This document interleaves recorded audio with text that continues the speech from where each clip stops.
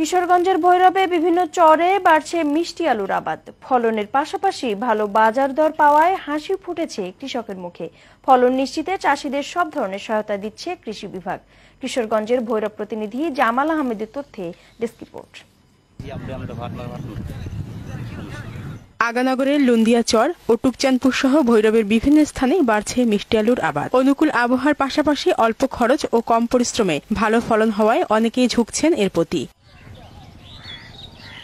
প্রতি বিঘা জমিতে খরচ হয় গড়ে 12,000 টাকা। সব বাদে বিঘা প্রতি লাভ প্রায় দ্বিগুণ।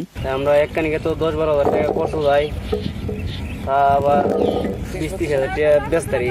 আগে তো লাভবান ছিল না, এখন আলু বাইরে পাঠানো হয়, সেজন্য আমরা আলুতে লাভবান। বর্তমানে পাটি জমিতে এসে আমরা পাটির কাছে বিক্রি করি, আমরা ততটুকু খরচ হয় না, আমরা ততটুকু পরিশ্রম হয় না, পাটি জমি থেকে আলু নিয়ে যায়। উৎপাদিত আলু জেলার চাহিদা মিটিয়ে সরবরাহ হচ্ছে দেশের বিভিন্ন স্থানে। আলু কাটতে মানে মোটামুটি ভালোই লাগে, পুষ্টিও সব দিক দিয়ে আমার সুবিধা।